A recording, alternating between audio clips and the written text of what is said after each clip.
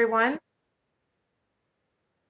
Welcome to Fired Up, Clearly Indigenous Native Visions Reimagined in Glass. I have a really exciting program for everyone today, but before we get to that, I'd like to just say a few words quickly about the Art Alliance for Contemporary Glass.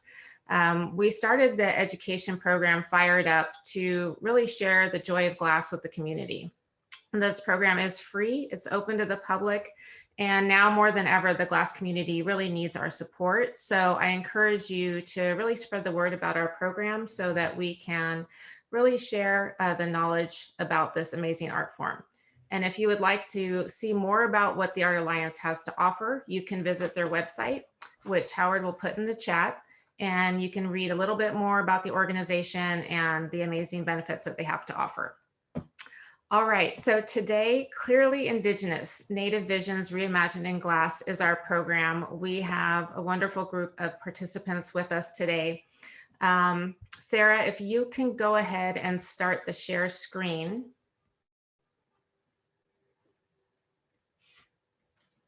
And as we go through the program today, everyone, we're going to start with a video, and the video is going to be broken down into segments. And after each segment, we're going to have a chance to hear from one of the artists and then another and another. So we have 3 artists total with us, as well as the curator. If you can please put your questions in the chat, we'll be sure to get to them at some point in the program. Next slide, please, Sarah. All right, so first I'd like to introduce Dr. Chambers. She is the former CEO of the Heard Museum in Phoenix. She actually had a pretty incredible career in public policy before switching careers later in life to pursue her love of the arts. And as president and CEO of the Heard Museum, really made major strides both in renovations as well as their exhibition program.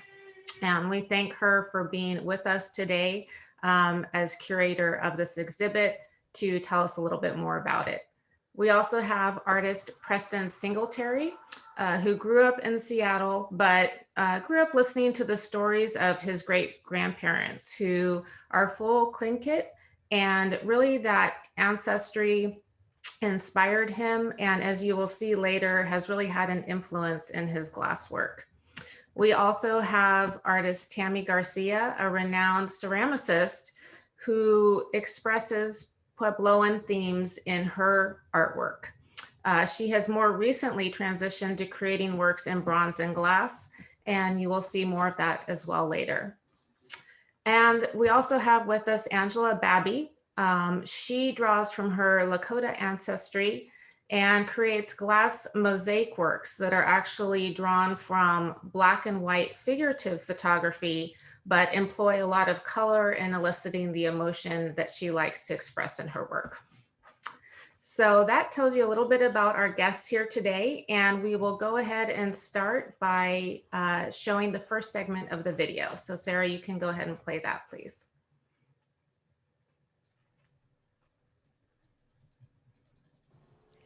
Clearly Indigenous Native Visions Reimagined in Glass is the name of an exhibit at the Museum of Indian Art and Culture in Santa Fe, New Mexico. We are at the museum today and will tour this new exhibit. It's also the title of a book that accompanies the exhibit. The book is not a catalog, though, because it tells its own story. The book tells the story of how glass art came to Indian country. It begins when the Institute of American Indian Arts, a high school for the arts in Santa Fe, was looking to become a college. And they partnered with the Rhode Island School of Design to develop an accredited college curriculum. At that time, Dale Chihuly, one of the proponents and leading practitioners in the new glass arts movement, was on the faculty at the Rhode Island School of Design, or RISD, as it's known to people. Chihuly came to Santa Fe, built a hot shop, taught a glass course, and the effort began to introduce Native students to glass art. I'm Letitia Chambers. I'm the author of the book, and I also curated the exhibit along with Kathy Short, a Santa Fe artist and arts consultant. The book is very interesting in that it not only tells how glass art came to Indian country and how two movements came together, the contemporary Native arts movement and the glass arts movement in 1974 when Chihuly came to Santa Fe, but it also focuses on all of the Native artists who are currently working in glass, and it tells their stories. It's an interesting book that stands on its own and is not organized in the same way as the exhibit. The exhibit, which we're going to see now, is organized around the intellectual content of the objects themselves, the glass objects. And that leads to a fuller understanding of how traditional Native arts have influenced and become the subject matter for glass arts in Indian country. We're going to start with a case of objects that were created by Dale Chihuly. Now, he's non-Native, but we've included him in this Native exhibit because not only did he influence most Native artists working in glass, but he himself was influenced in turn by Native art. When Chihuly returned to RISD, he did a series of cylinders. It was his very first series, and it was cylinders that had designs of Navajo weavings that he had been exposed to while he was in the Southwest. He also, shortly after, did a series of baskets. He had been particularly influenced by seeing Salish baskets made of natural fibers, and he loved their undulating shapes, and he tried to recreate that shape in glass. And his very first baskets were very dull in color, like the natural fiberglass baskets of the Salish basket makers. But later he became known for his many basket series in bright colors. In addition to starting the glass program at the Institute of American Indian Arts in Santa Fe, Dale Chihuly also was a co-founder of a glass school in Washington State called Pilchuck Glass School. And many of the artists who live and work in the Pacific Northwest have studied glass art at Pilchuck. And several of the artists in this case have studied with or worked with Chihuly directly. I want to start with Dan Friday, whose baskets are really of a beautiful technical design. He creates baskets that have a look, a crisscross look, like the baskets that were made of fibers by the traditional basket weavers from Salish and Tlingit tribes and other tribes of the Pacific Northwest.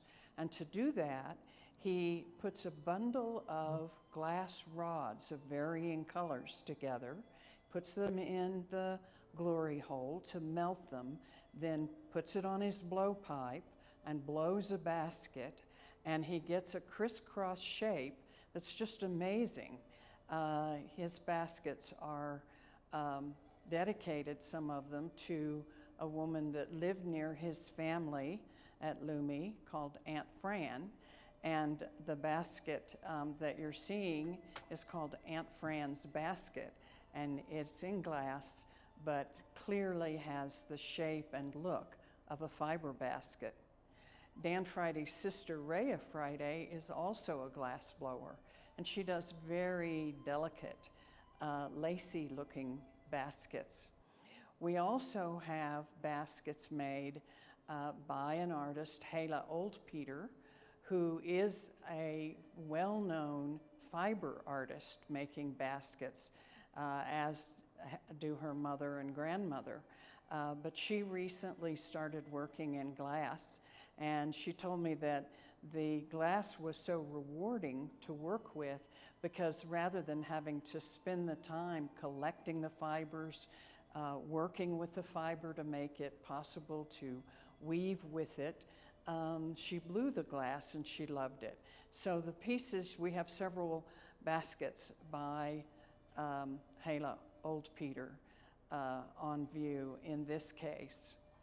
We also have some Sally bags that were made by Lillian Pitt, and these pieces are shaped like a Sally bag that is a bag for collecting natural fibers and foodstuffs.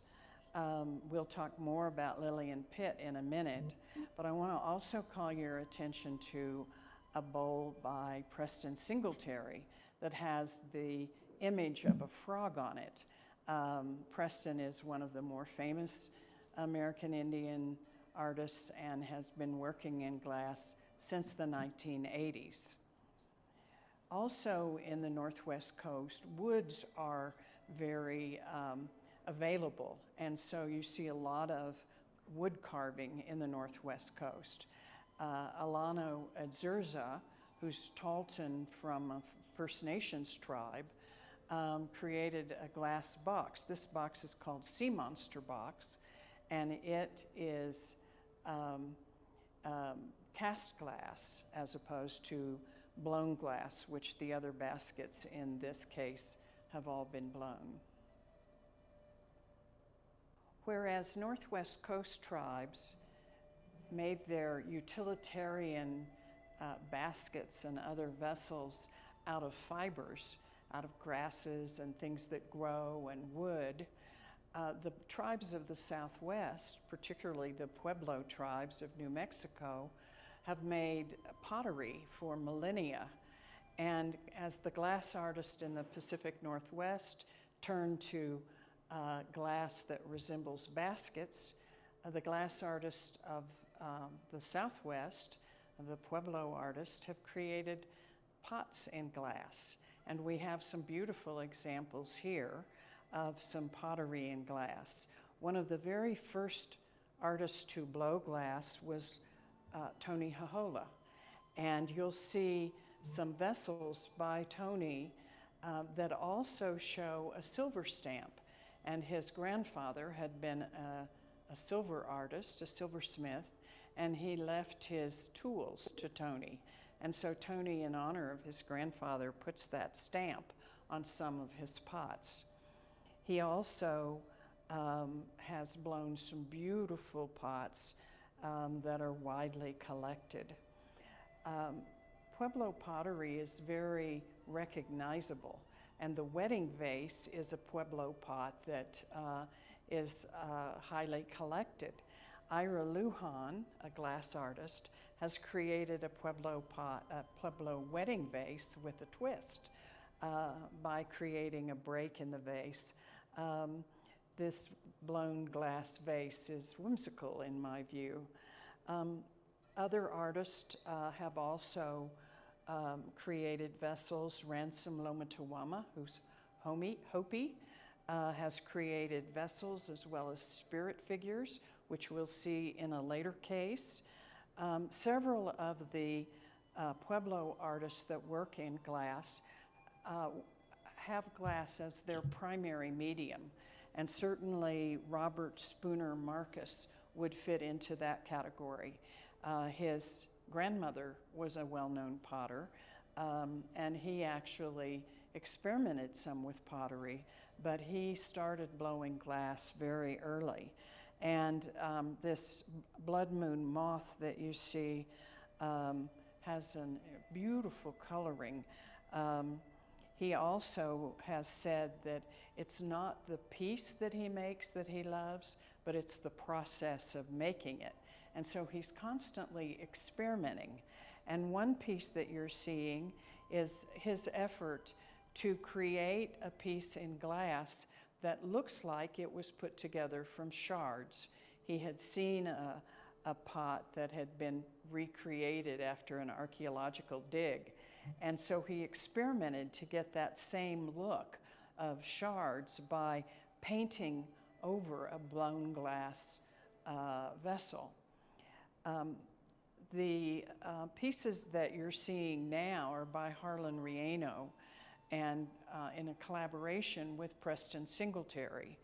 And whereas Tony and Spooner Marcus and Ira and Ransom do their own glass blowing, there are several Pueblo artists who collaborate with Preston Singletary, where Preston blows the pieces to the dimensions and design of the Pueblo artist, and then the Pueblo artist carves or adds other features to the glass. And these by Harlan Rieno are a collaboration with Preston Singletary. I also want to show you the pieces that are by Tammy Garcia. And Tammy is a very well-known Pueblo artist.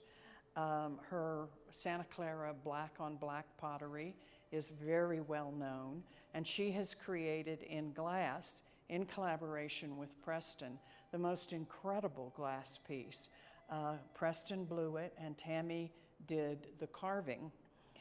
We also have in this case the most beautiful green bowl, and also a red bowl that has a butterfly on it, and a cylinder. And this cylinder is her version of cylinders that were found in archaeological digs that had chocolate residue in them. So they were obviously used to drink chocolate, which of course was a native plant of the Americas and enjoyed by the Pueblos as well as the South American tribes where it was grown and traded. There was extensive trade between the tribes of the Americas, both North and Central and South America.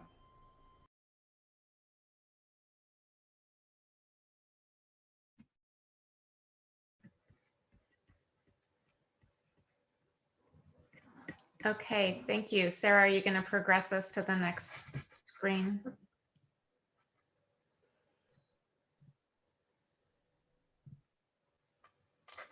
All right, so we're going to stop for a moment for a little Q&A.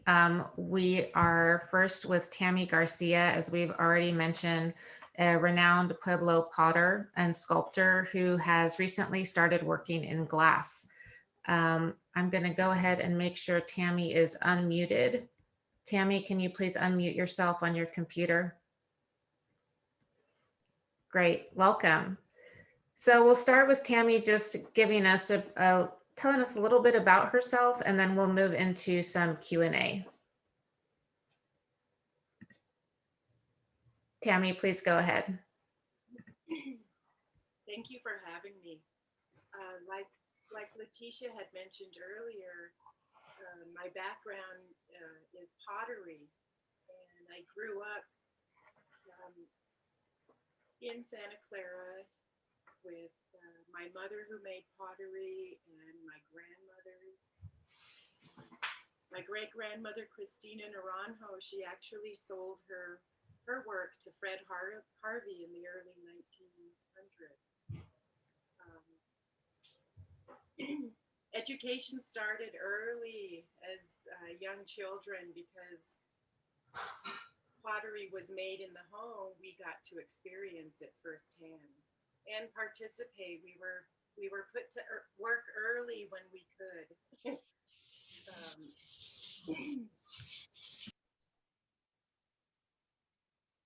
Okay, well, thank you, Tammy. We'll go ahead and launch into a few questions. Also want to ask you to please speak up a little bit if you can as we move forward.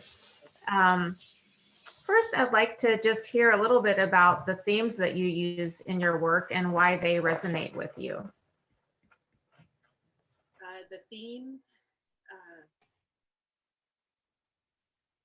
The imagery. I find that I'm very much inspired by Pueblo pottery of the Southwest. when I had the opportunity to work with Preston, it was these classic vessels, the storage jars, the seed jars that were inspiring to me. And so this large black piece that you see was definitely inspired by the black Pueblo pottery of the Southwest.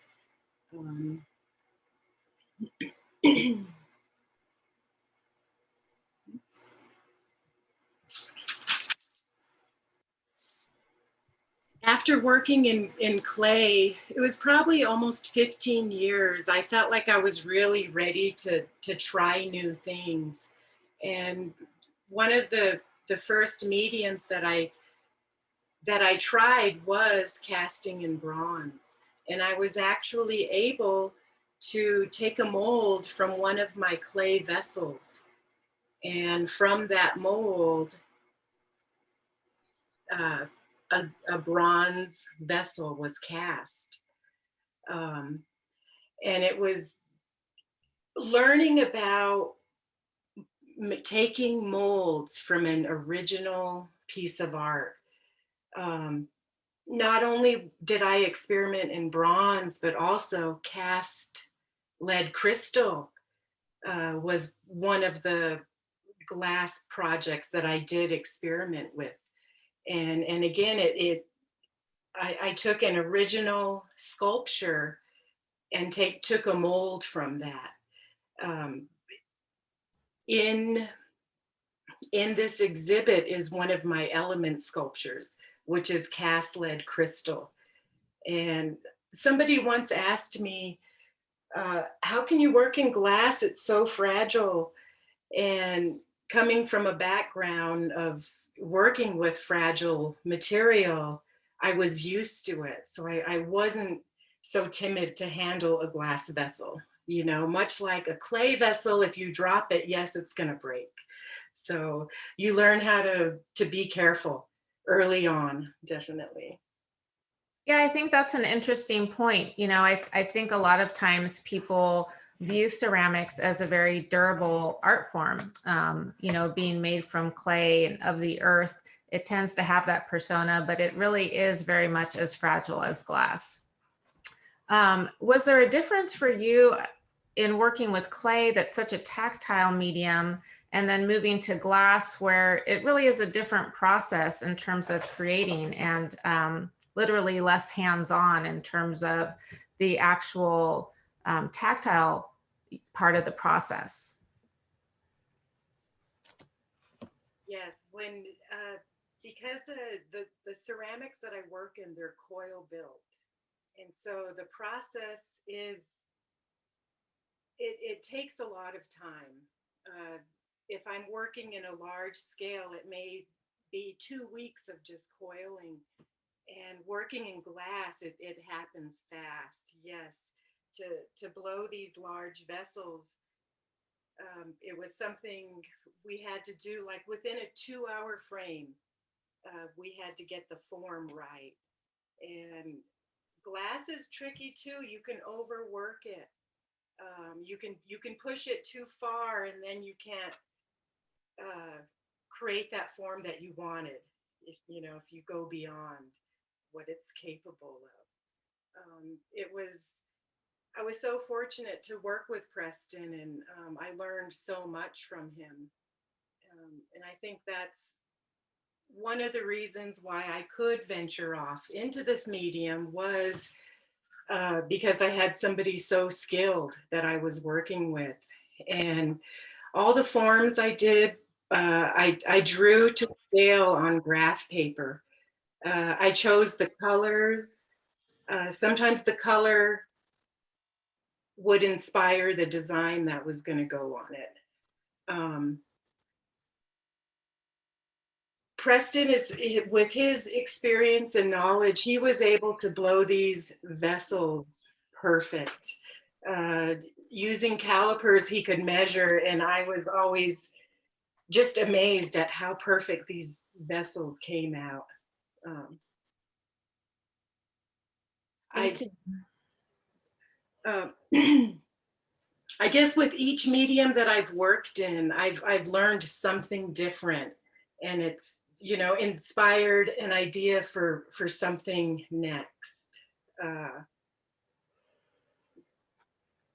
Well, it certainly is wonderful to see the evolution. It's very exciting to see what you're doing. A lot of people are asking in the chat whether the works that we're seeing today are for sale. So as each artist speaks, if you could please just let us know if you have works for sale, and if so, where people are able to find them. So Tammy, could you please address that? so all the pieces that are in the exhibit right now, they have been sold and they're in private collections right now. Right now, I am currently getting ready for a ceramic show, which is this Friday at King Galleries, and there you'll be able to see my original clay art. I had the opportunity of a few years ago to be part of a residency at the Museum of Glass in Tacoma, and I was able to create this body of work. You could see a couple pieces next to me.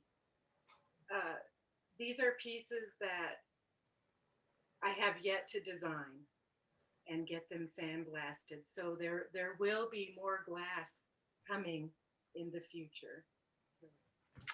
Someone from our audience is asking how you first started collaborating with Preston. He happened to be in the Southwest, and I met him through my gallery that I had at the time.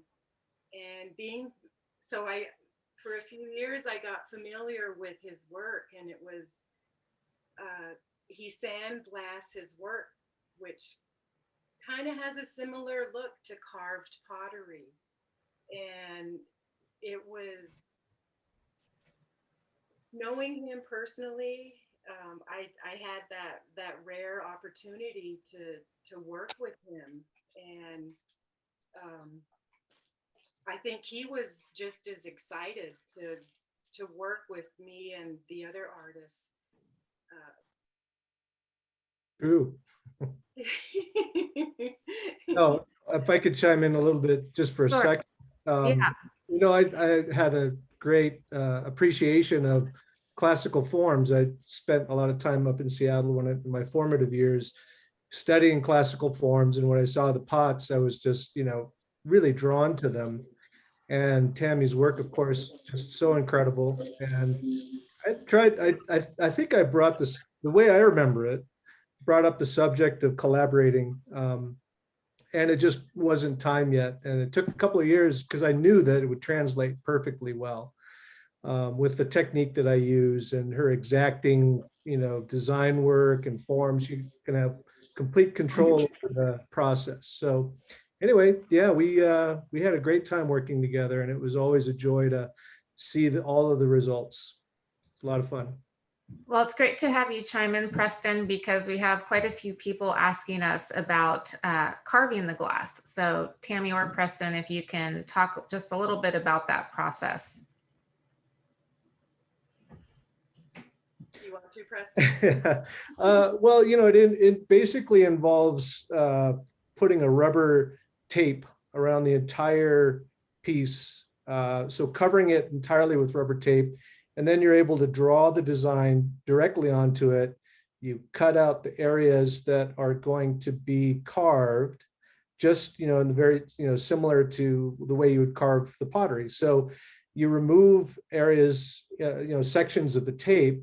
And in this case, when you're looking at this image, at one point, the piece was all black, right? And so what we did is we carved through the top layer of color to expose an interior color. In the case of this one, I think it's actually clear glass. But I mean, so it was fun too, funny in the beginning, because Tammy would come up to Seattle, we would work on the pieces, I would cover them with tape, I would ship them down to her, she would draw them and ship them back to me, and then I would cut them and sandblast them and then return them, you know, to the Southwest. And then but anyways, she's become really, really good at doing the process. She learned how to handle that whole process herself, the cutting and the sandblasting down here. And so that made it a little easier, but that's generally how we executed the design work on these pieces. Great, thank you. All right, well, I think we can go ahead to the next segment of the video now. So Sarah, if you could please play that for us. While glass is a new medium for American Indian artists, most of the glass art made by Native artists includes images from cultural heritage. And I want to call your attention here to Grandmother's Legacy series, which are two designs of Indian or of Navajo rugs that were made by Carol Lujan's grandmother, and she has recreated those designs in glass. Native peoples of the Americas have a great, profound respect for nature and view nature as an integrated whole. They love the animals and treat them with respect, whether they're sea creatures or animals of the land or animals of the sky. We have divided these sections into the types of animals that these artists have blown or carved in glass. The case you're going to see now primarily has pieces by Raven Sky River, a Tlingit artist who grew up on Lopez Island in Washington State. He uses a very difficult process. He blows these large sea creatures, and then he carves them in what's called an offhand carving process. The animals that you're going to see now include a seahorse, a wonderful turtle that technically is just incredible. There's also an orca, which we'll also see again from the other side. And you'll notice that this case can be viewed from two sides because these animals need to be seen in their entirety. There's also a beautiful salmon fish by Dan Friday in this case. We've now moved to the other side of this case. I love seeing these sea creatures suspended as if they're swimming in the ocean or an aquarium. I want to call your attention to Mother, a whale and her calf, also by Raven Sky River. This is a beautiful piece, as is the collaborative piece next to it, which is a seal. Continuing in the sea creature theme, we have here an orca and her baby, her calf. This piece was a prototype for a very large piece that Marvin Oliver, the artist, did to hang in an atrium at the Children's Hospital in Seattle. And to make this piece, he put different colors of glass together and fused them, and then floated them in a steel frame. Pieces in this case include a trap, a fish trap. It was also designed by Marvin Oliver, and it was done in collaboration with Raven Sky River, who blew the fish inside the trap. Also cast in crystal is the Preston Singletary killer whale totem, a beautiful piece. Totems, of course, were very important in the Pacific Northwest. The case you're seeing now shows animals of the land, and I want to call your attention first to a totem pole. It's called Forager Bear Totem. It's by Dan Friday. And what's most interesting to me about Dan Friday's totems is that both his grandfather and his great-grandfather were very famous carvers of wooden totem poles, and now he works with totem poles in glass. We also have in this case the very first animal that was ever blown by an American Indian glass blower, and that's the Larry Avicana scorpion that's sitting next to the Forager Bear totem. It's a lovely piece, and it was created in the mid-70s by Larry when he was at IAIA. Larry, I should mention, both went to IAIA and graduated from there, and then he studied glass blowing at RISD with Dale Chihuly. And sometime after that, he came back to IAIA as a professor, where he taught sculpture and glass.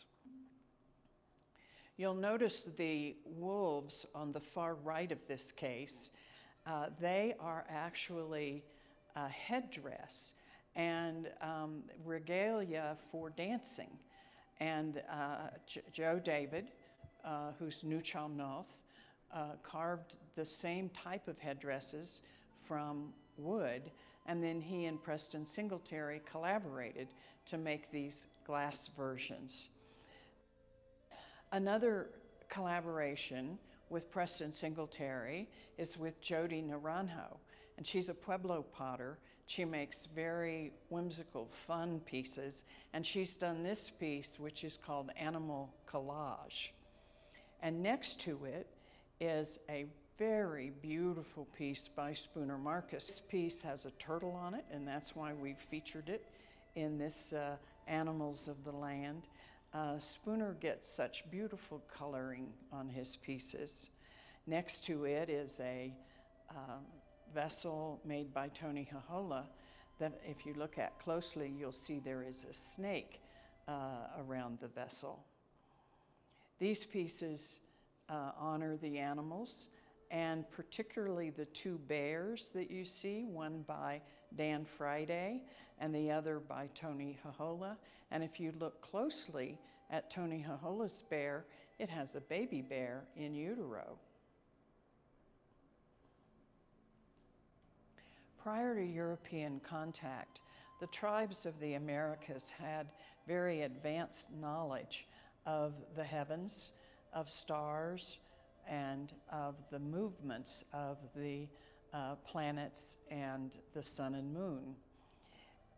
The star maps were made by tribes to help guide them on their journeys. Also, the interest in the sky led to interest in weather patterns and elements of weather.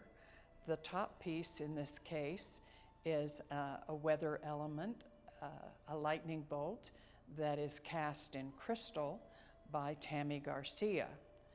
The piece to the right is a Milky Way piece by Adrian Wall, and on the left is a sun by Larry Avicana.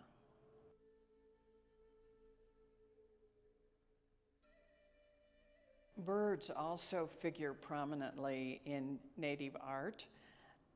The raven is particularly regarded by the Northwest Coast tribes. In the Tlingit tribe, raven is known for bringing light to the people. And Preston Singletary's piece, Raven Steals the Sun, in this case is a wonderful piece. He's done a whole series featuring raven. The next piece over is called Raven Rattle.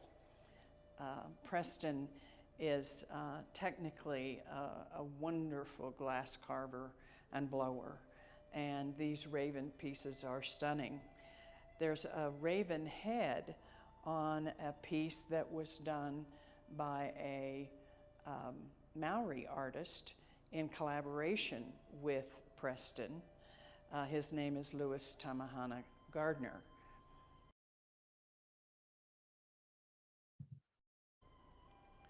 While glass is a new medium for American Indian artists, most of the glass art made by Native artists includes images from cultural. Somehow it started over.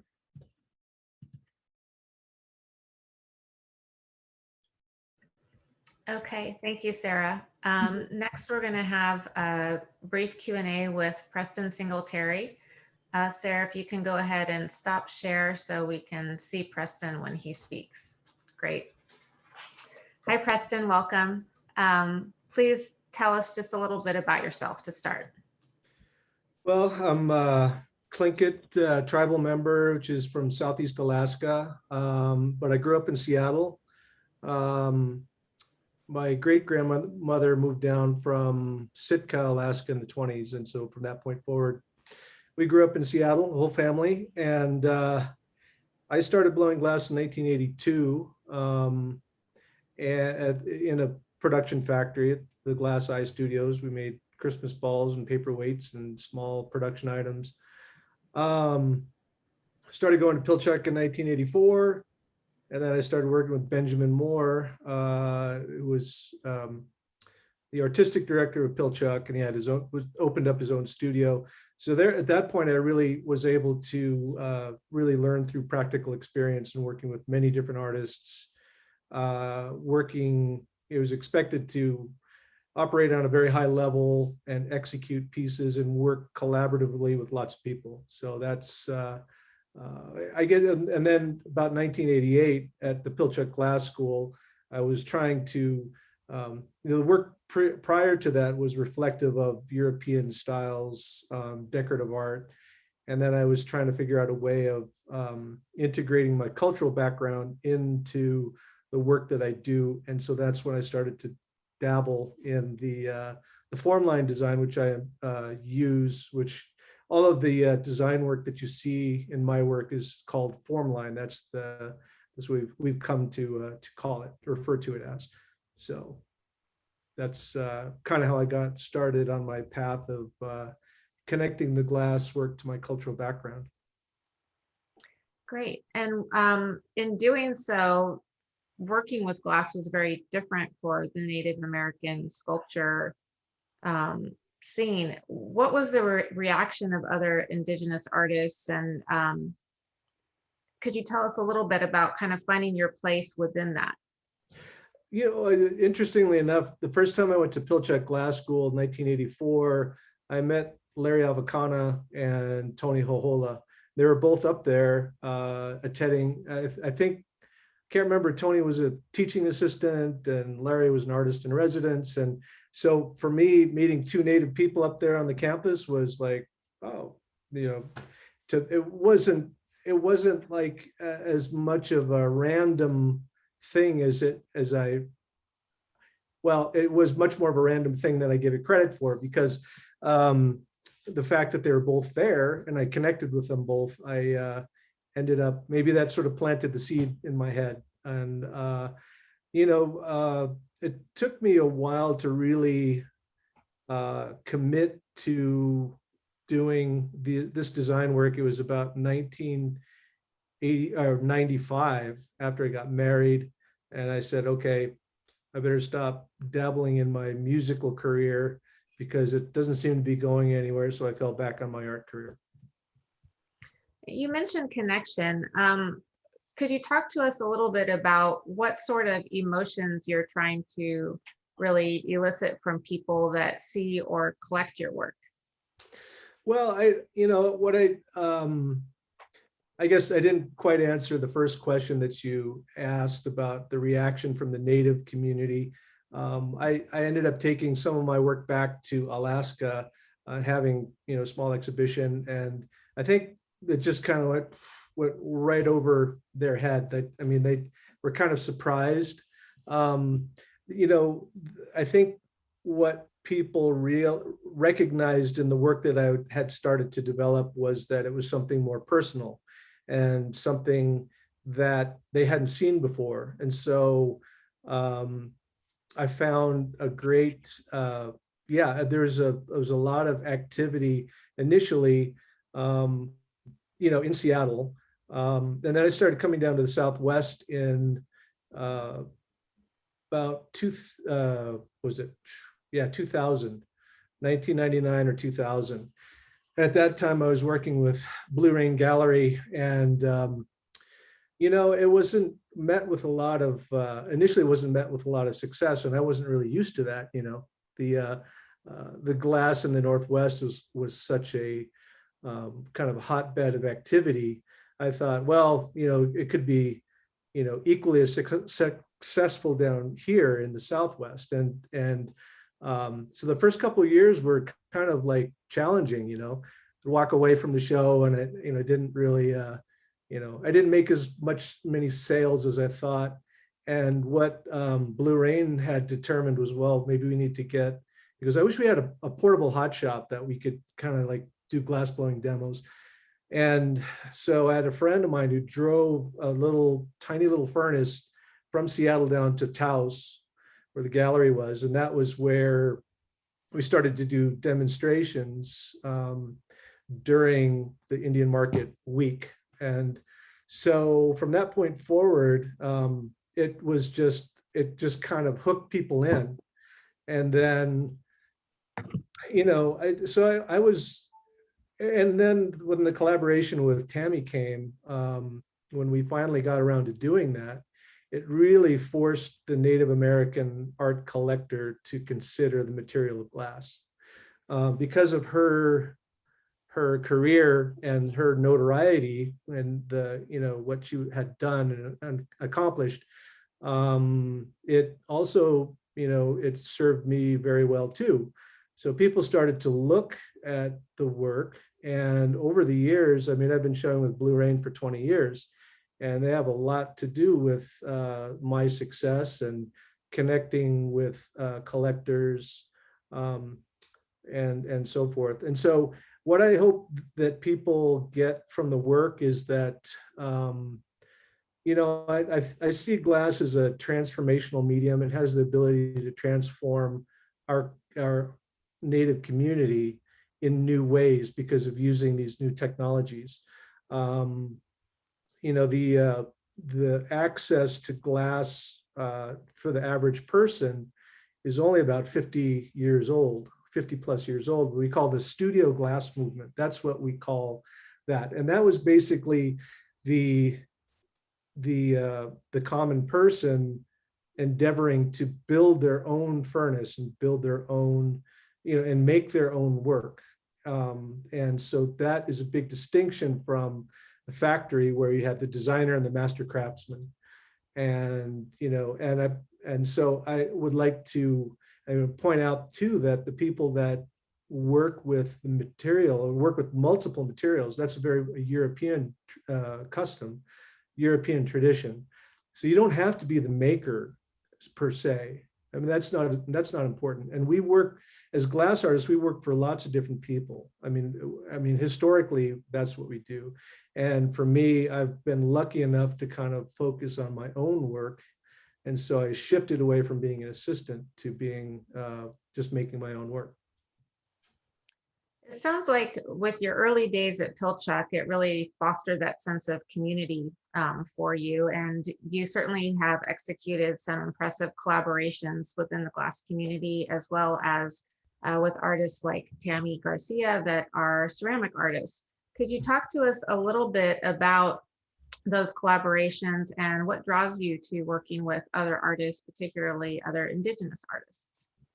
Well, I've sort of come to see myself as a bit of an ambassador of glass to Indigenous communities. I've traveled to Hawaii and New Zealand, been a part of Indigenous artist gatherings where we come together and share our art and our culture. And those have always been really, really profound and impactful for me, because seeing how other Indigenous people interpret their culture for the current society is really fascinating. In some cases, cultures will have, self-imposed rules about what you can make and what you can't make. I contend that, especially for my culture, there was a lot of the clan leaders were the ones that would have commissioned the artist to have work made. And today that doesn't happen as much because, today everybody works at a job. So before, the clan leaders were, they had material wealth and they had influence and they had, the ability to commission the artwork to be made. So today, Native artists are more or less forced to go to the commercial market and share the work with non-Native people. And that's what really kind of gets overlooked sometimes, but working with other artists, it really is inspiring and it's challenging. Like I said, I'm really well versed in working for other people and with other people. And that's the thing about glass, is it's such a dynamic process. Once you get to a level where you can work with a team, then it becomes your ability to create more complex forms just multiplies. So you work with people, and typically glass artists are very social people. We just we work together, we socialize together. We're just we're very close knit, and that's one thing I like sort of bringing into into the indigenous communities, is that team of sharing, or that process of sharing and teamwork. So that's something that is always a joy. Wonderful. Could you also tell us a little bit about the beautiful works behind you? What you see is a piece that is included in an exhibition that's traveling. It's going to be opening up at the National Museum of the American Indian in January. It's been postponed for over a year, but now we've got a schedule. This was commissioned by the Museum of Glass in 2008. And I made this, it's basically multiple panels of glass, and I made a complete mural distributed across those multiple panels. And then the two pieces on either side of that are referred to as house posts. And there's one that's very similar in the Clearly Indigenous exhibition. It's a clear glass piece, but you can see it's based on a tunic form. So you can kind of imagine that little scoop out in the top is kind of where the neck area would be, and it's based on that form.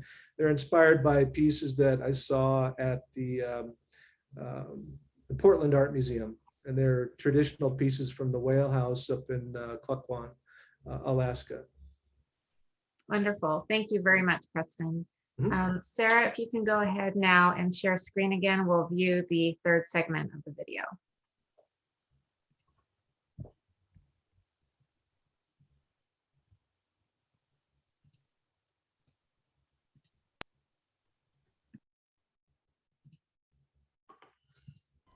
We also have, in this case, another version of Raven Steals the Sun in a spindle whorl shape by Ed Archie Noiscat. And you see Raven stealing the sun. Ed Archie also did the thunderbirds that are featured in a spindle whorl shape just to the side of a bird.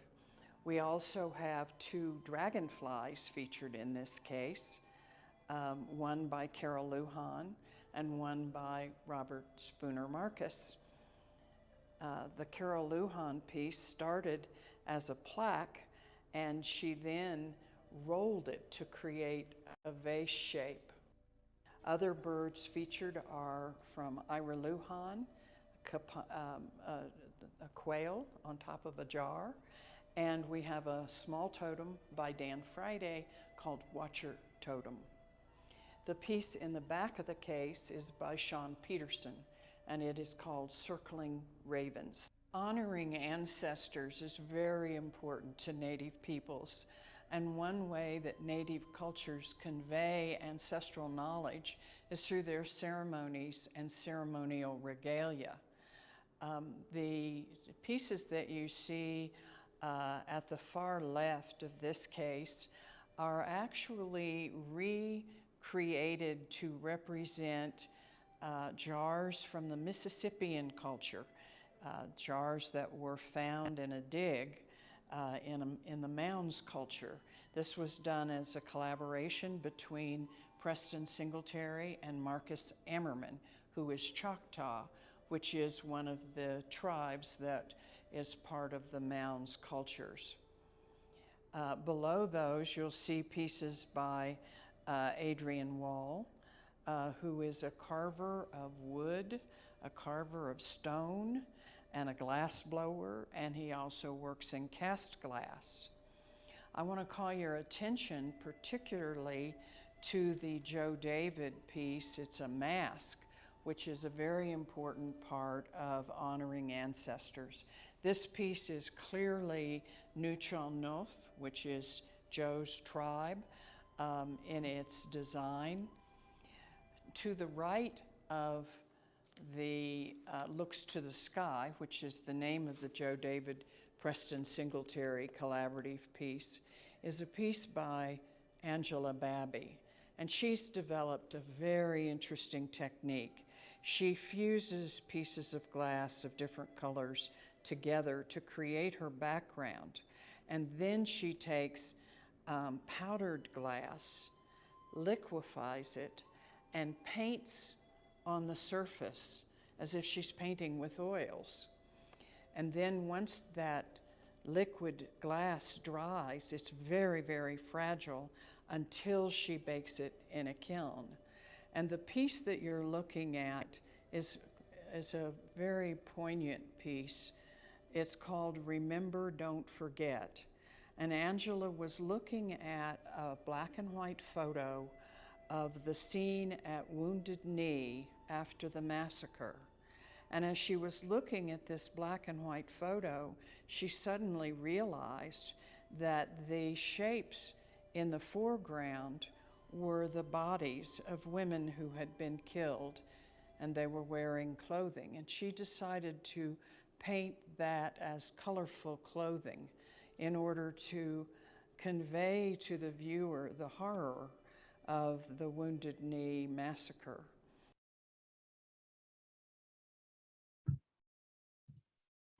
We also Thank you, Sarah. If you can go ahead and stop your screen share, we'll have a Q&A with Angela Babby. Okay, Angela, welcome. I'm going to go ahead and unmute you so I can make sure that we can hear you.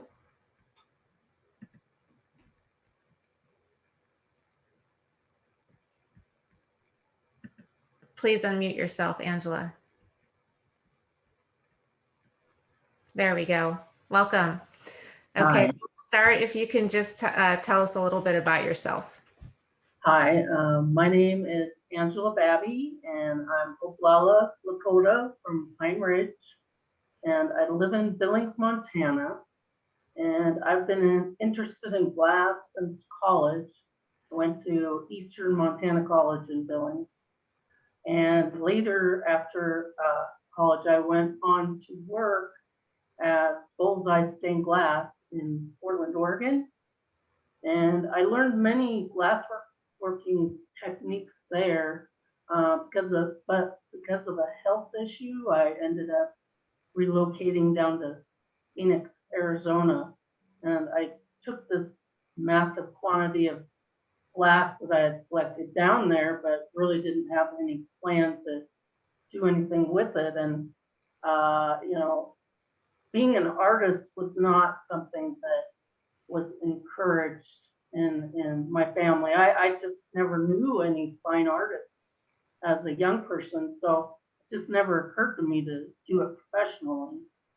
So I ended up creating a decorative painting business there in Phoenix.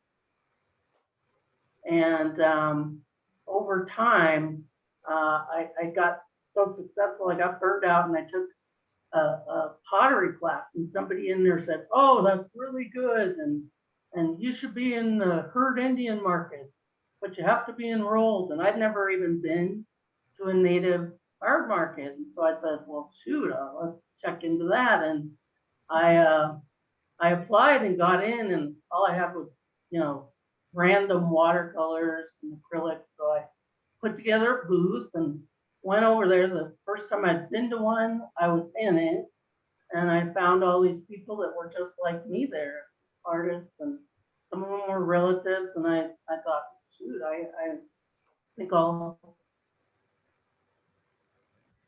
try this. And so I started doing the markets. And really the main reason why I went on and kind of created the media with the monsoon in Phoenix. You know, I needed a waterproof medium, but I didn't have to reframe everything when I got home. So that's who I am. And yeah, I'm very happy to be in this exhibit.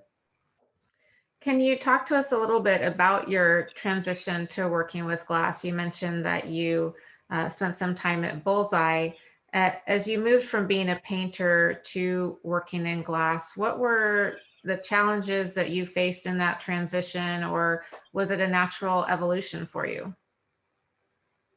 Well, I've pretty much painted all my life. So I love painting, but I always felt like, you know, paintings were never truly done. And so that kind of irritated me in a way. And this medium forces you to finish it. And you have to commit before it's totally done, before you've actually seen what happens.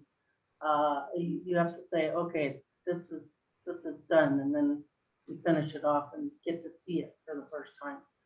But yeah, it was not a smooth transition. Part of what I like about it is it's constantly challenging you. There's always something new to learn every time you start a new project. There's some question you want to look into, and so every piece is an experiment for me. Let's see here.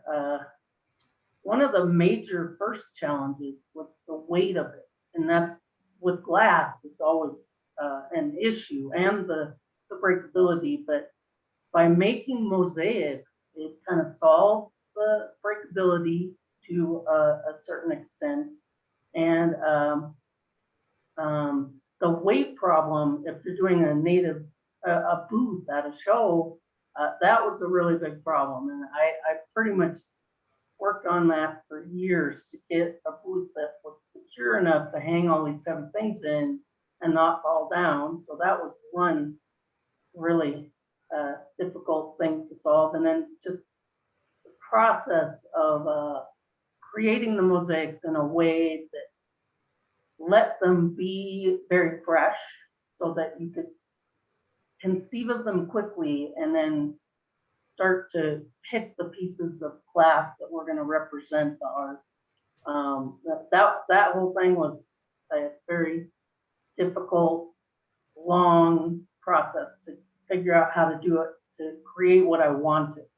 And then of course, learning how to enamel. And the book that I used was from Bullseye, and it said it's going to take you 10 years to learn how to do this. And that definitely was true. It took me 10 years to figure out how to do that well.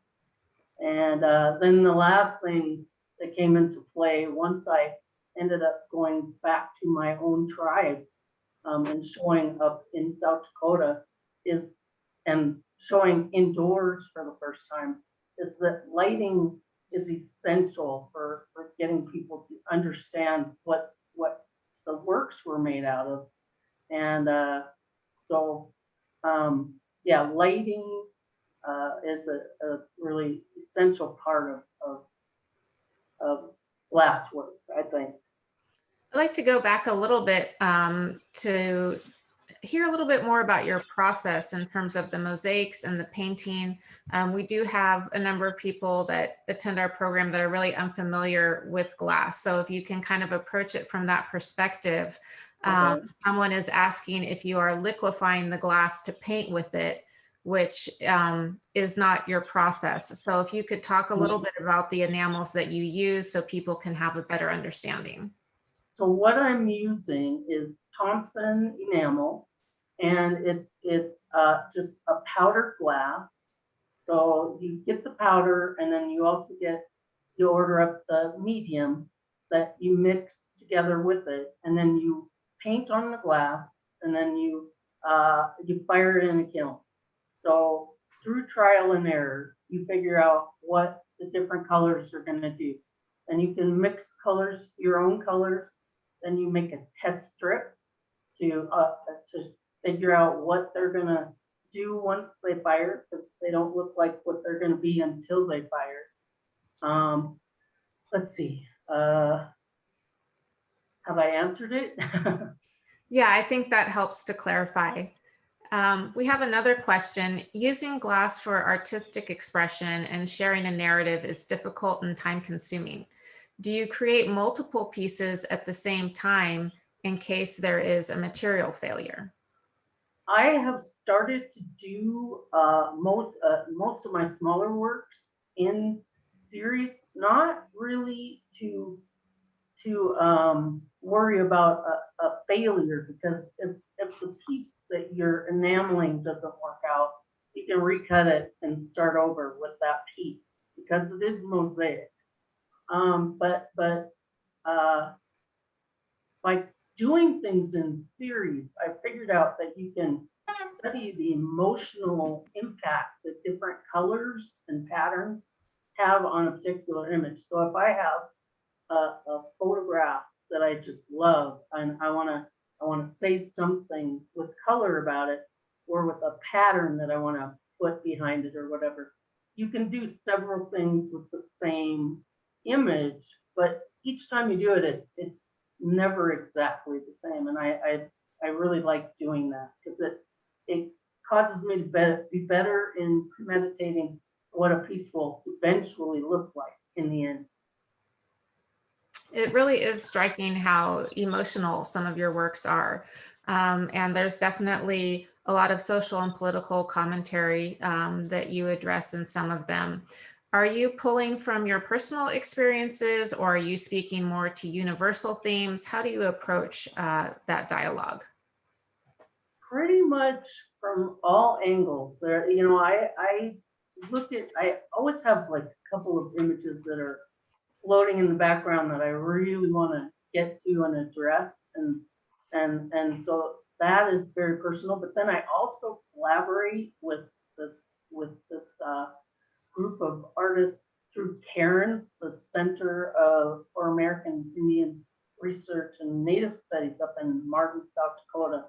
They started asking me to create works to be in these group educational shows, and they've just been amazing. And the pieces in that you saw already, the one about Wounded Knee, was he asked me to create a piece for that show about Wounded Knee, and that is what I created for that show.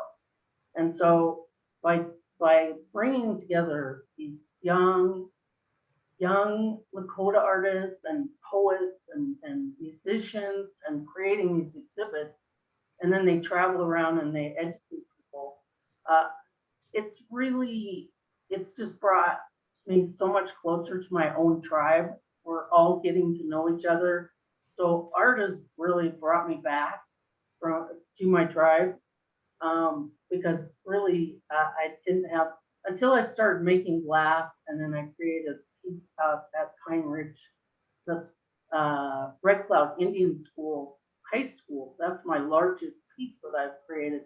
Until I did that, I really wasn't connected to the tribe, and now we do a lot of things together. So it's brought a lot of meaning to my own life. Thank I don't you. know if I answered that. I may have went off on a tangent. Thank you for sharing that with us. I think we'll move now to the last segment of the video. So Sarah, if you would like to screen share again, we can see the final segment. Thank you, Angela. Mm-hmm.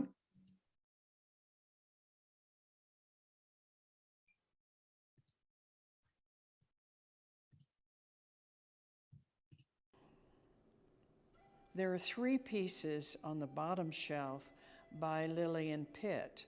The first piece is a crystal cast that's in the shape of a piece that is both a pictograph and a petroglyph.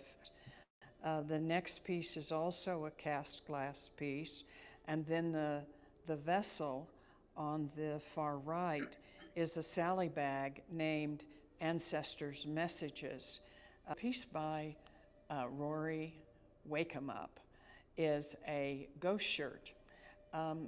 In warrior societies in the past, when a young man proved his bravery, not necessarily in war, but his bravery, he would be given what was called a war shirt. Then in the 1800s, after tribes felt that they were losing their cultures, a society grew up that sponsored ghost dances, and young men would be given what were called ghost shirts.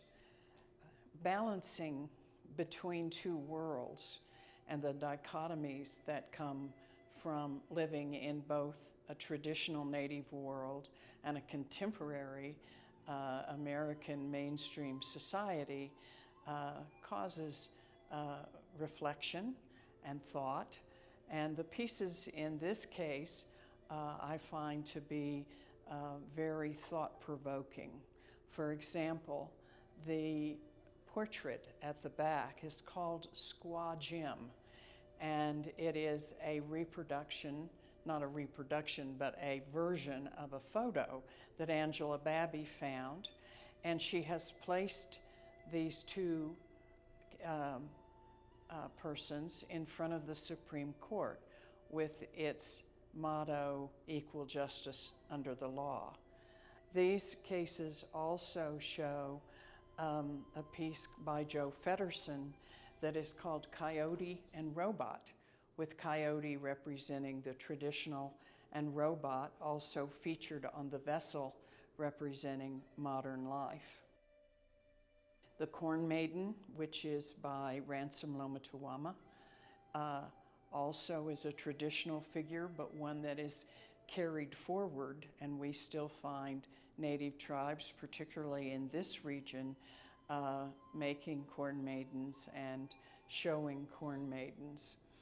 The two pieces that are on the bottom shelf by Joe Feddersen are very different than showing the landscape of the past, but what he's tried to do is to show how modern life has changed by showing what's on a modern landscape.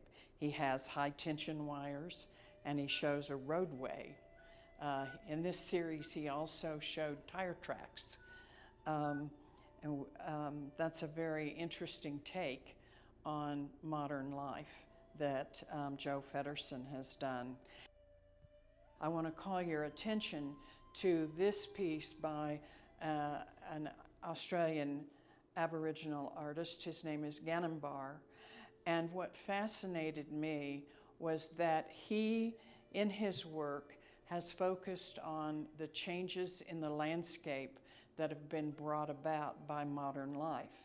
And so we have this piece by Ganambar showing a landscape, and he, living at the opposite end of the earth from Joe Feddersen, was also dealing with how has landscape changed from traditional times to modern times. Some of you may be familiar with Cochiti figures. It's a very prominent form in Cochiti Pueblo, and there are, sometimes 2 foot tall to 3 foot tall figures of individuals with Cochiti designs. Harlan Rieno, who lives at Cochiti Pueblo, although he was born at Santo Domingo, collaborated with Preston Singletary to create figures like the Cochiti figures that stand alone and that have, they have some traditional design, but also there's a kind of almost a harlequin effect to the design given to these Cochiti figures recreated in glass. The piece on the lowest level is called Transporter, and it's by Marvin Oliver, who also did the orca that hangs in the Seattle hospital. This is a blown glass piece, quite a beautiful piece. And up in the upper right corner, you'll see a plaque by Carol Lujan and a figure by Ira Lujan, and they're not related, by the way. Carol is Navajo, and Ira is from both Taos Pueblo and Okayawingay, although he was raised in Albuquerque. Continuing with the Bridging Two Worlds theme is this Angela Babby painting with glass called Melt. And she did it in response to her concern with climate change and her concern for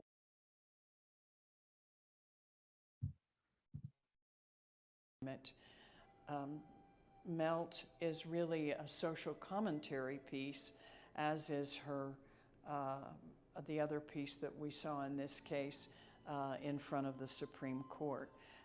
This piece is part of the Bridging Two Worlds concept, and it was created by Joe Feddersen using both petroglyphs and other iconography from the past, as well as some pop culture iconography.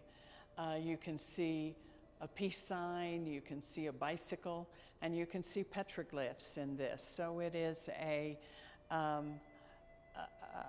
discussion between past and present.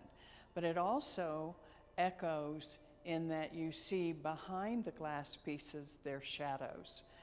Joe Feddersen came here to install this about 10 days ago, and it's a wonderful, wonderful piece that really demonstrates the concept of bridging two worlds.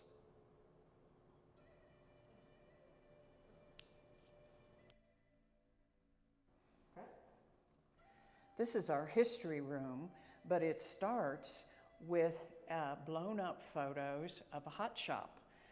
You can almost feel the heat coming from these fires. The hot shop is where blown glass is created, and also there'll be kilns and kneeling ovens in a hot shop to finish off pieces. So it's a lot of equipment, and it's very specialized equipment. We also have in this room a history section, which includes some photos of Chihuly's time at IAIA. It includes Larry Abacana being featured, and has some pots that were made in the early days at IAIA, and also has some pieces from a school that was started in Taos. Chihuly supported the school financially, and Tony Hahola taught at the school. Clearly Indigenous, the book,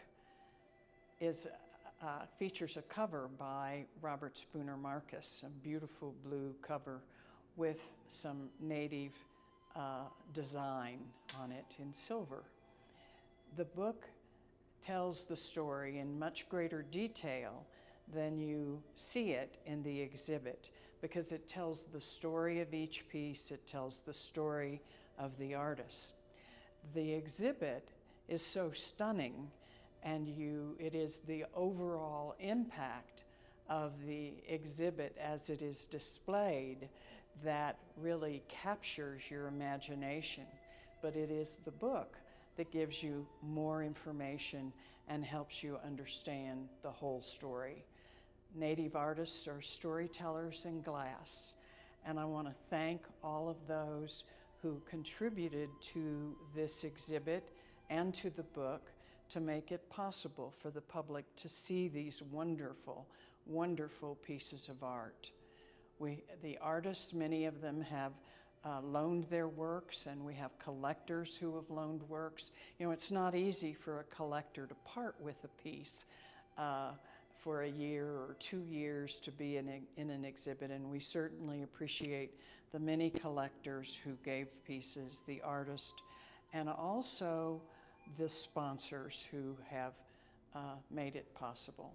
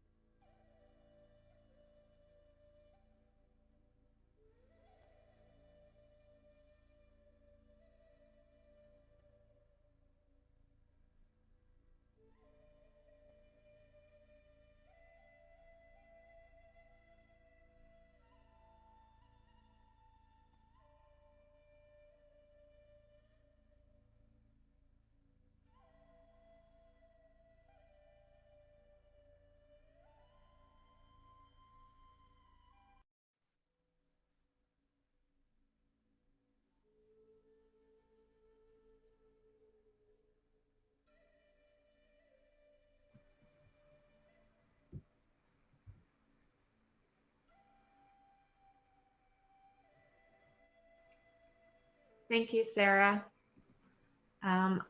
Once we get through the remainder of the credits here, I'll go ahead and have you stop your screen share and we can do our final Q&A with Dr. Chambers.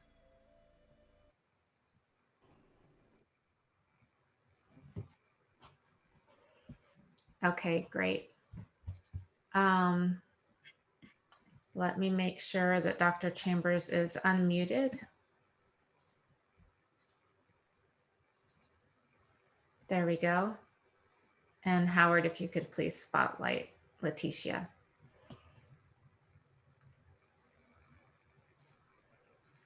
Wonderful. Welcome. Thank you, Dr. Chambers, for joining us.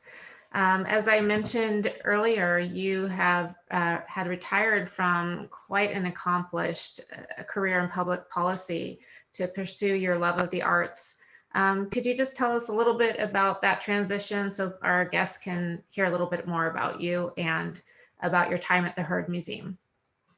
Well, I had been a CEO of a consulting firm in Washington, D.C.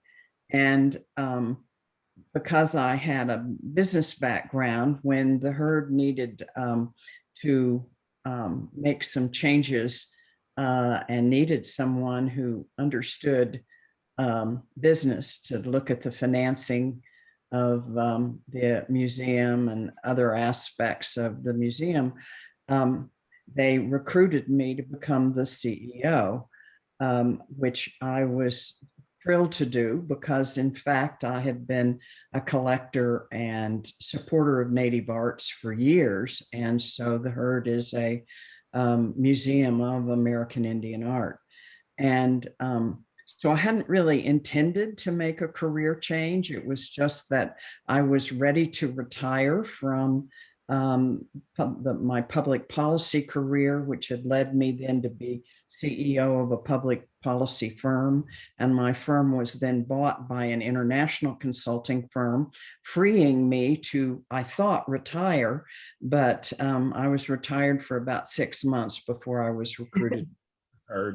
And I got there and discovered that I really loved curation. I had never curated anything, and I was such a joy to work with the artists and with the objects of art, both that the museum owned and that we would borrow, that I found a new love. Well, that brings us to the exhibition. It really stands out in terms of the breadth and the number of artists included in representing Indigenous glass art. What was the catalyst for the exhibition, and can you talk to us a little bit about that? Well, I was very close to a man named Lloyd Kivanu, who was a founder of the Institute of American Indian Arts here in Santa Fe. And he told me the story. He's been gone now for more than a decade, but he told me the story of how he arranged for Dale Chihuly to come to Santa Fe and build a hot shop. And that really was the introduction of glass art to Indian country. And Lloyd told me this story, and he would always say, somebody should tell this story. Somebody should tell this story. And I always thought, yeah, somebody should. But as time went on, I realized that maybe I should tell the story. And I started thinking about the book.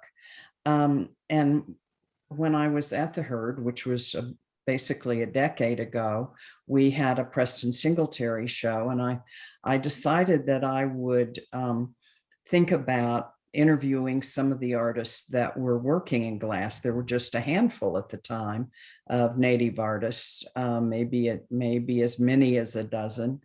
Now included in this exhibit are 29 American Indian artists, 2 Aboriginal artists, and 2 Maori artists. So all Indigenous. And then Chihuly, who was the one who brought glass art to Indian country and who has so influenced the Native artists in their careers. Well, that also helps answer another question we had regarding Chihuli's inclusion in the exhibit. And it sounds like he was a pretty profound influence. So thank you for sharing that.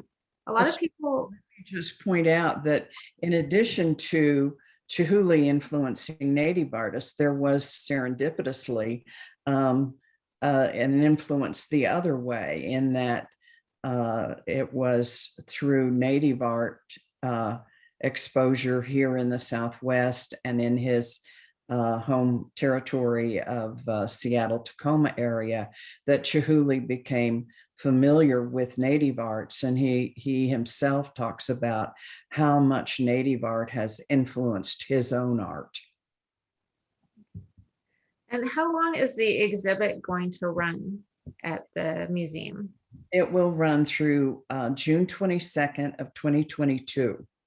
Okay, and then will it be traveling after that? You know, we had not intended to travel it, but we have several museums now that have requested that we travel it.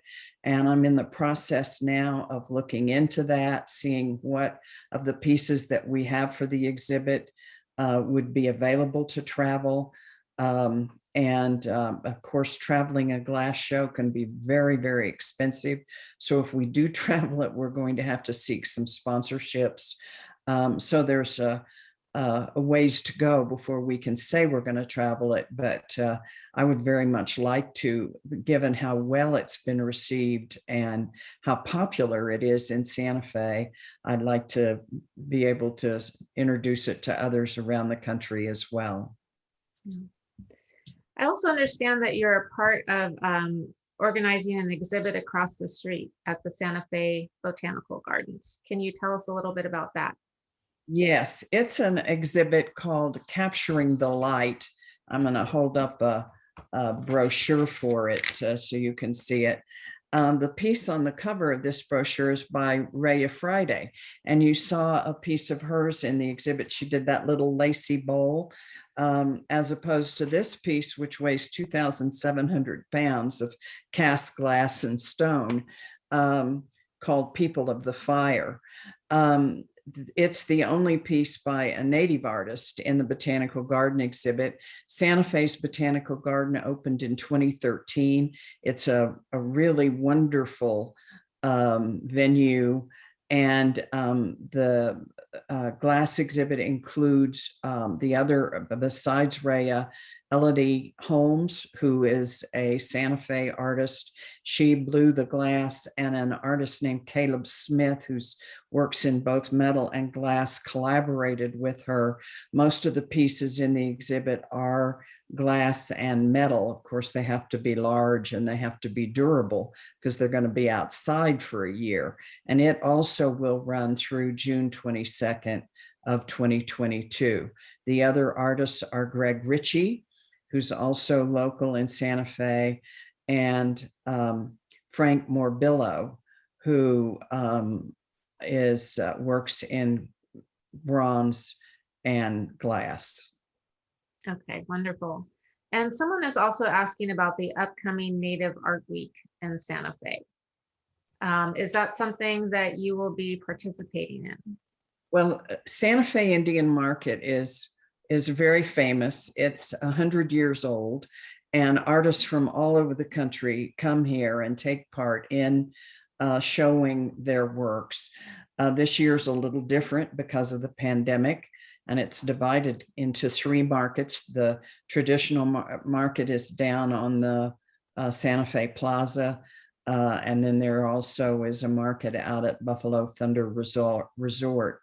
And other artists come and show their work in their galleries. So Preston and Dan Friday and some of the artists will be at Blue Rain Gallery. Tammy will have work at the King Gallery. And so most Native artists do take part in one way or another in Native Art Week and the Native Art Markets. Wonderful. Well, thank you, Dr. Chambers. It's not only a phenomenal exhibit, but really an important story to be told. And I do hope that you find the funding so that the exhibit can travel and be shared with communities across the country.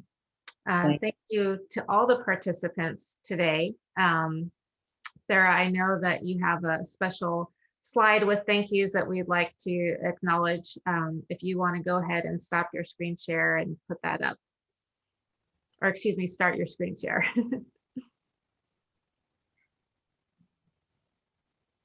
Okay, so a very big thank you to all of our participants, Dr. Chambers, Tammy Garcia, Preston Singletary, and Angela Babby. Also, a thank you to the Museum of Indian Arts and Culture and Friends of Indian Art who provided the video that you saw in today's program, as well as the Glass Alliance New Mexico, who helped us in sponsoring some editing that was needed for the video as well. As Dr. Chambers mentioned, the exhibit is going to be going through June of 2022. So hopefully if people are traveling again, they will keep that in mind. There's so much to see in Santa Fe. And you can always reach out to the Glass Alliance New Mexico as well for some information on other glass happenings in the area. Thank you again, everyone, for joining us today.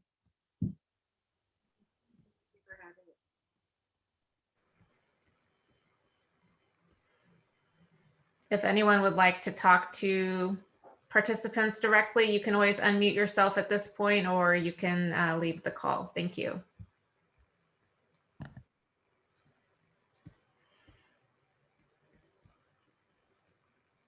I'm going to go ahead and unmute you, Angela. I see you're still muted over there.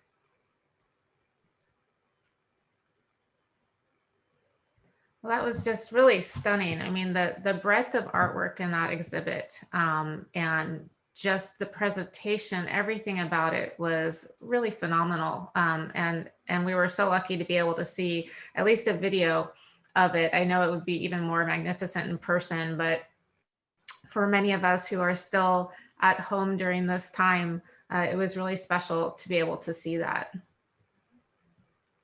I wanted to mention that one thing I thought was really stunning was the presentation and how the exhibit designers really made it feel intimate and more cultural in extent of, rather than having white walls and white pedestals. When you're walking through the exhibit, it is very almost emotional and spiritual just by the way things are displayed and the glass is lit from underneath and glowing. It is absolutely gorgeous. And although the video captures that, it looks kind of dark, it doesn't capture the emotion that you feel when you're standing there viewing the pieces in person. It is absolutely stunning. There's so much energy in the room. Thank you for sharing that, Sarah. I must say, as I was listening and watching, I was blown away. I agree with Sarah. It's inspirational. I texted Demetra that I want to own every single thing that I saw. Angela, your work, yeah, Tammy, your work is just, I've always admired your work, Tammy, for quite a long time when I first went to Santa Fe.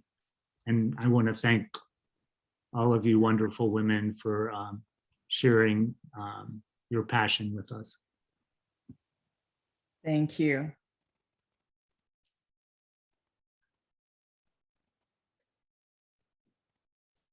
I'm going to end the meeting, Demetra, if that's okay. Yes, it is. Thanks again, everyone. Thank you, everyone. I invite anyone who wants to come visit if they need any information to reach out, but hopefully you can get there in person within the next year. All right, thanks. Bye-bye, everyone. Bye-bye. Bye.